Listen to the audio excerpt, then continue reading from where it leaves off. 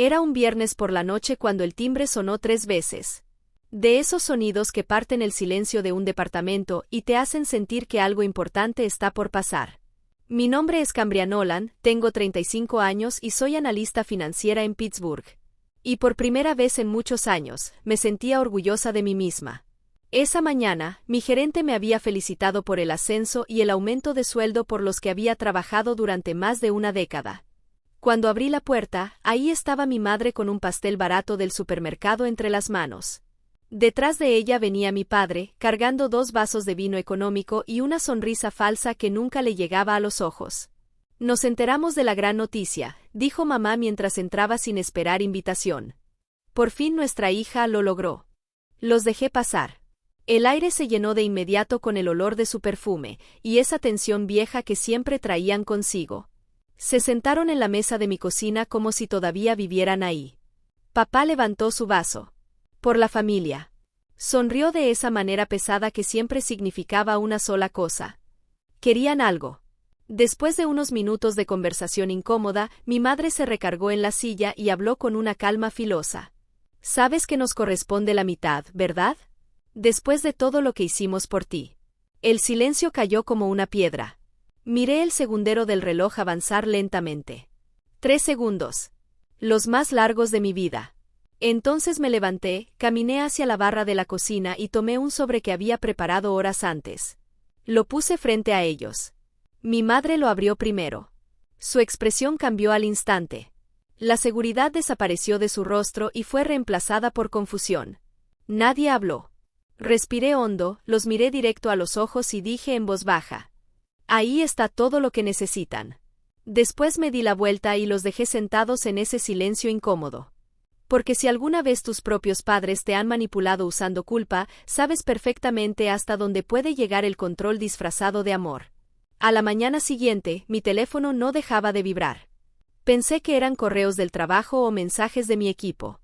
Pero cuando desbloqueé la pantalla, sentí un vacío en el estómago. Más de 50 notificaciones. Facebook. Instagram. Mensajes. Mi madre había publicado una larga historia sobre mí en redes sociales, acompañada de fotos viejas cuidadosamente elegidas para hacerme quedar como una hija desagradecida. El texto empezaba así. Algunos hijos olvidan quién los crió en cuanto empiezan a ganar dinero. Y terminaba con: ningún padre merece ser tratado de esta manera. En cuestión de horas, la publicación ya circulaba por grupos vecinales de Pittsburgh. Gente que apenas recordaba compartía el post como si conocieran mi vida entera.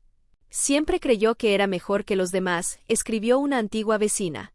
Las amigas de mi madre llenaron los comentarios con corazones, rezos y mensajes llamándola una santa. Cada reacción se sentía como un juicio público. Uno al que jamás acepté asistir. Cuando llegué a la oficina, el ambiente se sentía raro. Pesado. Las conversaciones se detenían cuando yo pasaba. Las miradas me seguían. A la hora de la comida, Recursos Humanos me pidió hablar un momento. La supervisora cerró parcialmente las persianas antes de sentarse frente a mí. Cambria, no quiero meterme en tu vida personal, pero ¿todo está bien en casa? La pregunta sonaba amable. Pero detrás había curiosidad. Chisme. Juicio. Sonreí apenas. Sí, todo bien. Mentí. Porque por dentro sentía el estómago revuelto. De regreso en mi escritorio, mi celular volvió a encenderse. Era un mensaje de mi padre. Los textos de papá siempre parecían sermones interminables. Hablaba de sacrificio. De lealtad. De cómo los hijos le deben todo a sus padres. Después de todo lo que hicimos por ti, así nos pagas. Párrafo tras párrafo de culpa. Hasta llegar a la última línea. Te vas a arrepentir. Me quedé viendo esas palabras tanto tiempo que terminaron borrosas. No sabía si estaba furiosa o simplemente cansada. Esa tarde, una vecina me mandó una fotografía. Mi madre estaba parada afuera de mi edificio, llorando frente a una cámara mientras alguien la grababa desde la acera. Había convertido el dolor en espectáculo. Y las redes sociales eran su escenario perfecto. Puse el teléfono boca abajo y me quedé sentada en silencio. Afuera se escuchaban risas lejanas, aunque ya no podía distinguir si eran reales o producto de mi ansiedad. Horas después, cuando el cielo comenzaba a oscurecer, recibí otra llamada. Pensé que serían ellos otra vez. Pero era mi abuela, Eleanor Nolan. Su voz sonaba firme. Serena. Déjalos hablar, me dijo. La verdad siempre sobrevive más tiempo que el ruido. No me pidió explicaciones. No me dio discursos vacíos. Solo me recordó algo importante. A veces el silencio tiene más fuerza que el caos. Después de colgar, me quedé sola en la sala. Todavía podía oler el vino barato de la noche anterior mezclado con café frío. Mi departamento se sentía extraño, demasiado silencioso y demasiado vivo al mismo tiempo. Y entendí que quizá mi abuela tenía razón. La verdad no necesita gritar. Solo espera. Paciente. Mientras el ruido termina consumiéndose solo. 2 semanas después, manejé hasta la pequeña casa de mi abuela, cerca de Harrisburg. Cuando estacioné, ella ya me esperaba en el porche blanco, envuelta en ese viejo suéter grueso que siempre usaba cuando algo serio estaba pasando. Dentro de la casa olía a té de manzanilla y pan de limón recién horneado. Me sirvió una taza antes siquiera de que pudiera quitarme el abrigo. Pero yo no había ido a hablar sobre redes sociales. La noche anterior encontré un sobre blanco debajo de la puerta de mi departamento. Dentro había documentos oficiales del Tribunal del Condado de Dauphin. Mis padres me habían demandado. Saqué los papeles y los puse sobre la mesa. Mi abuela los observó lentamente. Luego suspiró. Yo también recibí uno. Sacó otro sobre del mostrador. Quieren que testifique como testigo en el juicio. Sentí que el aire desaparecía de la habitación.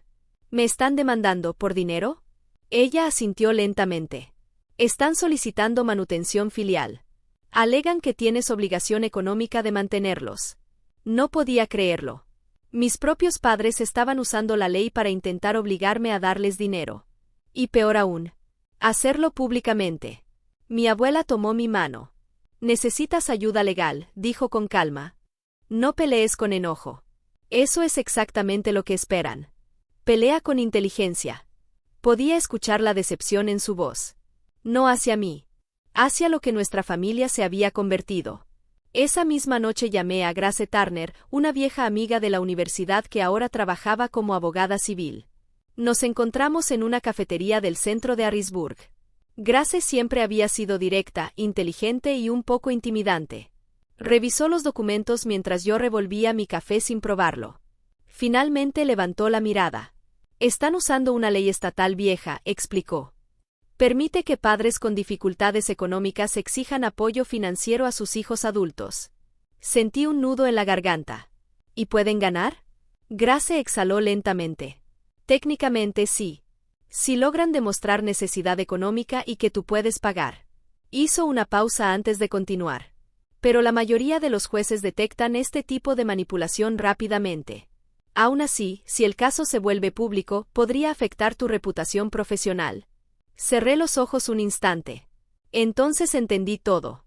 Esto nunca había sido sobre dinero. Era sobre control. Sobre castigarme por decir no. Grace me miró fijamente y dijo algo que jamás olvidaría. La gente manipuladora no soporta perder poder sobre alguien. Y cuando ya no puede controlarte, intenta destruir cómo te ven los demás. Afuera, el atardecer había caído sobre la ciudad.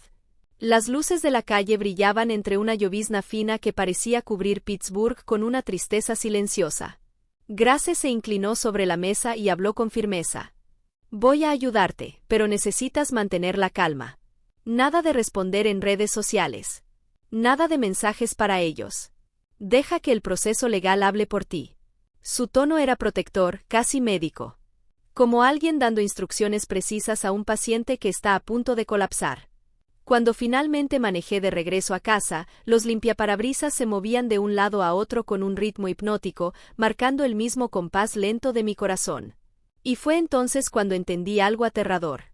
Esto ya no era un problema familiar. Era una guerra. Y mis propios padres estaban dispuestos a arrastrarme por cada centímetro de ella. Pero las palabras de mi abuela seguían resonando dentro de mí. No pelees con enojo. Pelea con razón. A principios de primavera, encontré otro sobre blanco dentro de mi buzón. Delgado. Ligero. Y aún así, se sentía pesado entre mis manos. Como si cargara encima años enteros de silencios y heridas.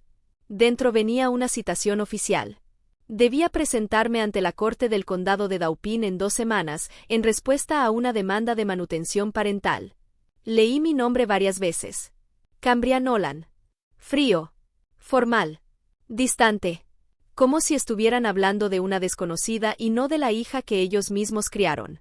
Me senté en la cocina mirando el documento una y otra vez, esperando encontrar alguna señal de error. No la había.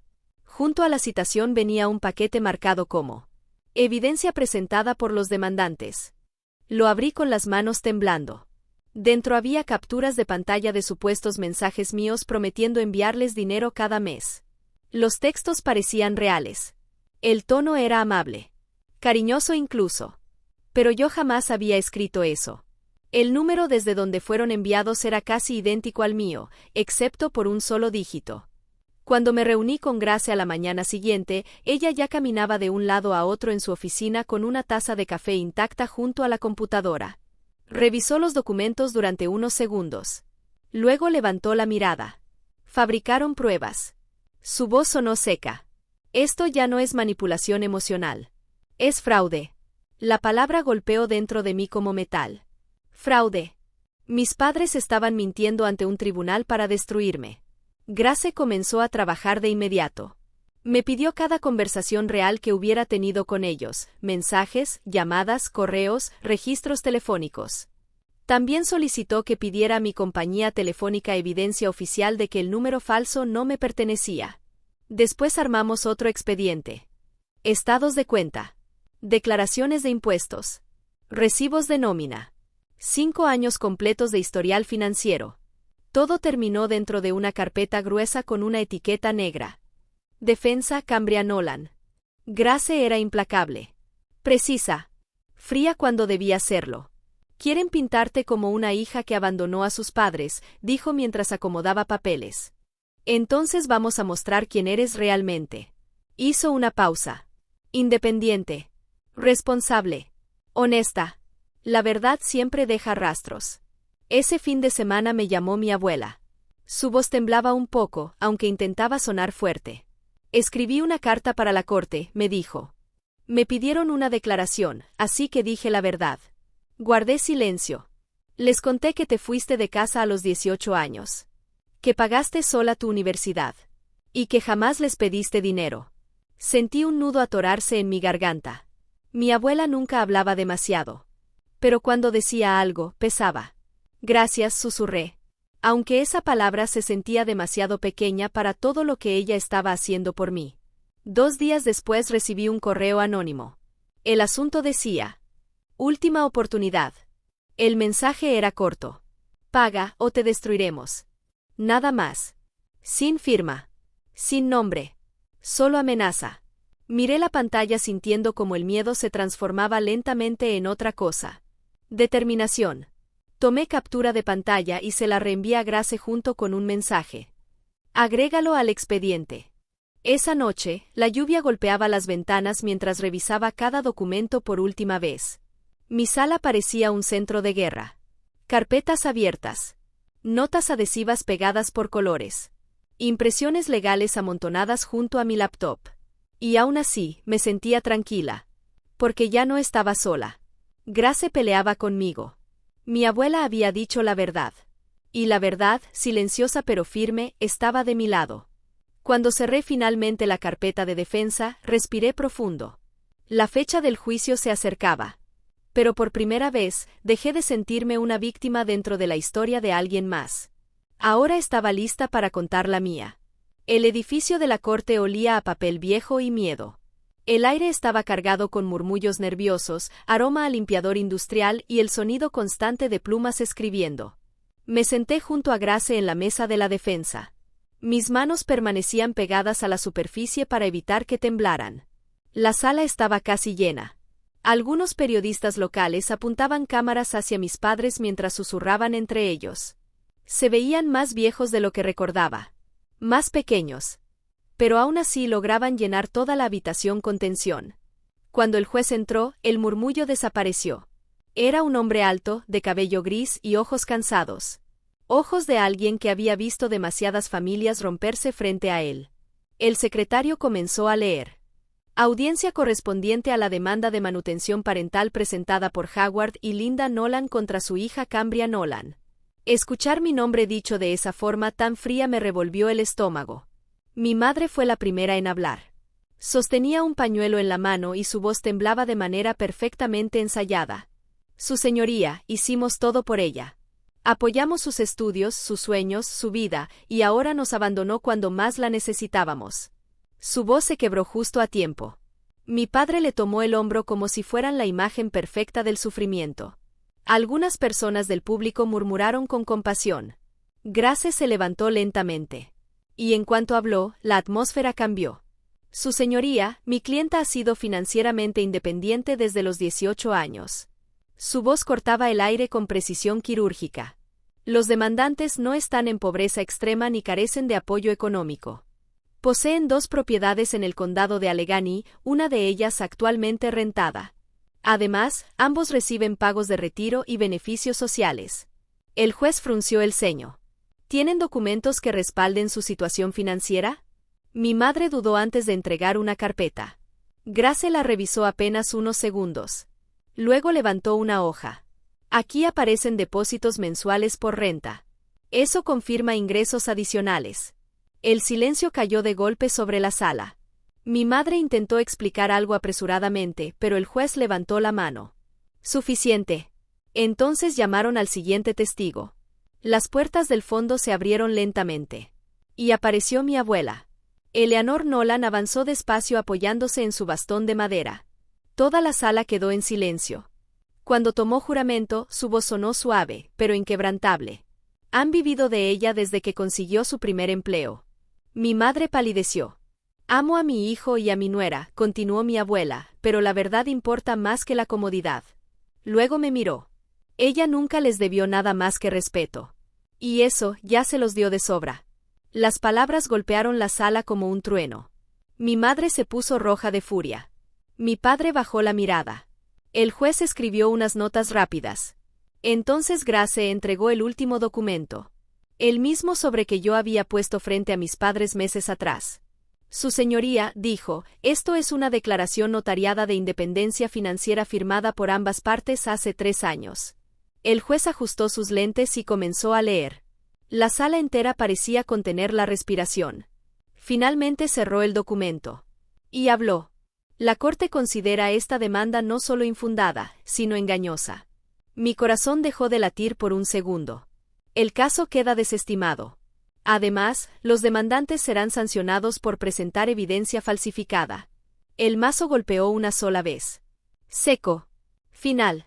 Y en ese instante, todo terminó. Los murmullos explotaron alrededor de la sala. Mi madre me miró con una expresión que ya no parecía tristeza. Era odio. Frío. Puro. Mi padre ni siquiera pudo levantar la vista. Yo me puse de pie lentamente. Sin lágrimas. Sin gritos. Solo paz. Grace recogió los documentos mientras mi abuela me dedicaba un pequeño gesto desde el otro lado de la sala. Orgullo. Cansancio. Amor. Todo en una sola mirada. Cuando salí del tribunal, el aire de primavera golpeó mi rostro como luz después de una tormenta interminable. Y pensé en aquel primer sobre. El que ellos jamás entendieron. Porque dentro no había dinero. Había libertad. No libertad de la familia, sino libertad de la manipulación. Una semana después, todo Pittsburgh hablaba del caso. Las noticias se extendieron por oficinas, cafeterías, iglesias y vecindarios como fuego. El Pittsburgh Herald publicó el titular en letras enormes. Padres pierden demanda contra su hija. Mi nombre aparecía debajo. Imposible de ignorar. En la radio discutían el caso cada mañana. Algunos decían que fui valiente. Otros llamaban a todo aquello una tragedia familiar. Dejé de escuchar después del segundo día. En la oficina todos intentaban actuar normal. Pero siempre existía esa pausa incómoda antes de mencionar cualquier cosa relacionada con familia. Mi supervisora dejó una nota sobre mi escritorio. Estoy orgullosa de que defendieras tu dignidad. No parecía mucho. Pero significó más que cualquier disculpa que mis padres jamás podrían darme. Después, Recursos Humanos me confesó algo. Varios empleados habían llamado para preguntar cómo terminó el juicio. porque el chisme siempre viaja más rápido que la justicia. Ese domingo, el boletín de la iglesia habló sobre la decadencia del respeto filial. Sabía perfectamente que hablaban de mí. O al menos eso intentaban. Pero algo había cambiado. La misma comunidad que antes adoraba a mis padres ahora comenzaba a mirarlos diferente. Algunos de sus amigos dejaron de invitarlos a reuniones. Y una vecina que los conocía desde hacía 20 años, ni siquiera abrió la puerta cuando mi madre fue a buscar apoyo. Para personas que habían vivido toda su vida alimentándose de apariencias y lástima, el silencio debió sentirse como una condena. A mitad de semana, Grace me envió un correo con un documento escaneado. Llevaba grabado el sello oficial de la Asociación de Abogados de Pensilvania. Había postulado mi caso para una publicación sobre derechos civiles. Y lo habían aceptado. El mensaje decía: hoy hiciste historia legal. Muy pocos casos bajo esta ley han sido revertidos públicamente. Siéntete orgullosa, pero mantente en paz. Leí esas palabras varias veces. Y por primera vez en días sonreí. No era felicidad. Ni siquiera victoria. Era algo más profundo. Alivio. Un alivio silencioso, firme, real. Esa noche sonó mi teléfono. Era mi abuela, Eleanor Nolan. Su voz sonaba cansada, pero tranquila. Tuvieron que vender la casa, dijo suavemente. Las multas y los gastos legales los dejaron sin opciones. Guardé silencio. Ahora viven en un lugar pequeño cerca de Greensburg. No creo que vuelvan a buscarte, al menos no pronto. Cerré los ojos. Dejé que el silencio respirara entre nosotras. ¿Estás bien con eso?, preguntó. Pensé unos segundos antes de responder. No estoy feliz, pero tampoco estoy enojada. Mi voz salió más calmada de lo que esperaba. Y quizá eso ya es suficiente. Mi abuela murmuró algo dulce antes de despedirse. Más tarde salí a caminar junto al río Monongahela. Las luces de la ciudad se reflejaban sobre el agua oscura, quebrándose con el viento como pedazos de recuerdos viejos. El aire era frío. Vivo. Me apoyé en el barandal observando cómo las luces se deformaban sobre la corriente. Y entonces entendí algo importante. No me sentía triunfante. Tampoco destruida. Solo más ligera. Como si el peso invisible que había cargado desde niña finalmente hubiera desaparecido. El puente frente a mí brillaba tenuemente bajo la noche. Y por primera vez en meses comprendí que la paz no siempre llega acompañada de cierre. A veces llega simplemente cuando el ruido termina. Cuando ya no sientes necesidad de explicarte. 3 meses después cayó la primera nieve sobre Pittsburgh. La ciudad parecía más silenciosa bajo ese manto blanco, como si el invierno quisiera borrar todo el ruido que alguna vez rodeó mi nombre. Me mudé a un pequeño departamento cerca del centro. 8º piso. Un edificio antiguo de ladrillo con vista al río. La vista no era perfecta. Pero el silencio sí. Fui amueblándolo poco a poco con cosas simples que por fin sentía mías. Un sillón azul de terciopelo comprado en segunda mano. Una lámpara vieja. Un tocadiscos.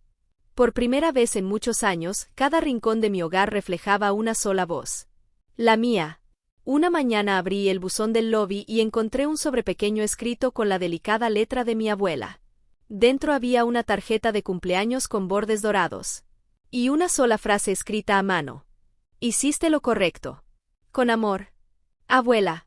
Me quedé mirándola largo rato antes de colocarla sobre la repisa de la cocina. No era aprobación lo que sentí. Era reconocimiento. En una familia donde la verdad siempre había sido torcida hasta convertirse en culpa, sus palabras fueron un ancla. Algo que me sostuvo. Días después llegó otra carta. Reconocí la letra de inmediato. Era de mi madre. La tinta estaba marcada con tanta fuerza que parecía haber perforado el papel. La carta comenzaba hablando de sus problemas de salud. Luego venía la petición. Necesitaba ayuda para pagar gastos médicos. No había disculpas. Ni una sola mención al juicio. Solo esa expectativa silenciosa de que yo volvería a ocupar el lugar que ellos habían decidido para mí desde hacía años. Doblé la carta cuidadosamente. La metí en otro sobre. Y la tiré a la basura sin responder. Mis manos no temblaron. Mi pecho no dolió. Simplemente entendí algo que antes me aterraba aceptar. A veces el silencio es el único límite que realmente funciona. Esa misma semana llamé a la oficina local de asistencia social. La misma que había procesado parte de la demanda de mis padres.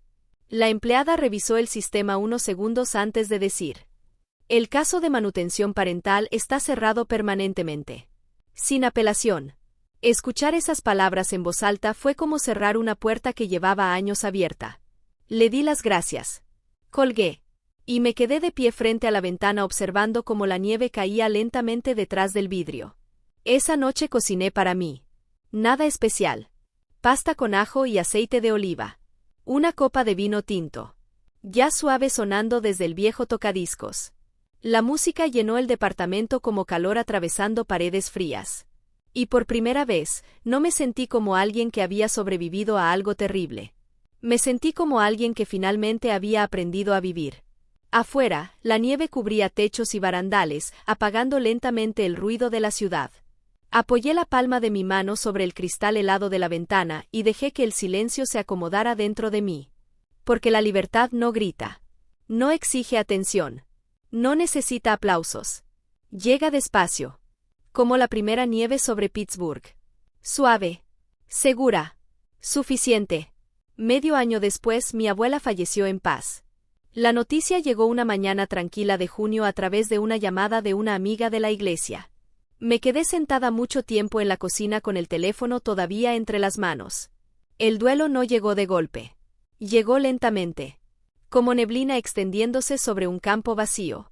El funeral fue pequeño y sencillo. En la misma iglesia donde ella había cantado en el coro durante décadas. La gente no asistió solo para despedirse. Asistió para honrar a una mujer cuya bondad jamás necesitó reconocimiento. Cuando llegó mi turno de hablar, abrí la carta que mi abuela había dejado para mí. Su letra seguía siendo firme. Cada palabra parecía pensada con cuidado. Amar no es una transacción. No se gana mediante sacrificio ni se mide por lo que entregas. Amar es tener la libertad de cuidar sin llevar cuentas. Mi voz tembló a mitad de la lectura. Pero terminé. Y el silencio que quedó después se sintió como una bendición. Entre sus últimas voluntades, mi abuela me dejó su pequeña casa cerca de Greensburg. El agente inmobiliario dijo que se vendería rápido. No dudé. Un mes después vendí la propiedad y doné cada dólar a una fundación local que ayudaba a mujeres víctimas de abuso financiero. Firmar ese cheque fue la manera más honesta de honrarla. No a través de una herencia, sino continuando su fuerza silenciosa. Durante una grabación reproducida en la ceremonia dije algo que llevaba mucho tiempo guardando dentro de mí. Aquel primer sobre no terminó nuestro vínculo. Solo dijo la verdad. El amor no es una deuda. Algunas personas asintieron. Otras limpiaron lágrimas. Yo hablaba en serio. Porque ese sobre, el mismo que alguna vez simbolizó desafío, terminó convirtiéndose en un puente entre quien era y quien necesitaba convertirme. Después del funeral regresé a mi departamento en Pittsburgh. Y simplemente seguí viviendo. Trabajaba. Leía. Cocinaba. Dormía. Mamá y papá jamás volvieron a llamar. Y honestamente, ya no esperaba que lo hicieran. El silencio entre nosotros se volvió permanente. Y extrañamente, ya no dolía. Aprendí que la paz suele verse muy ordinaria. Regar plantas. Pagar cuentas. Escuchar música mientras cae la tarde. A veces, al caminar por el centro, pasaba frente al edificio del tribunal y reducía el paso. La fachada de piedra seguía ahí. Fría. Inmóvil. Segura. Y todavía podía escuchar la voz de mi abuela dentro de mi memoria. El valor tiene pasos silenciosos. Fue su última lección. La valentía no siempre ruge.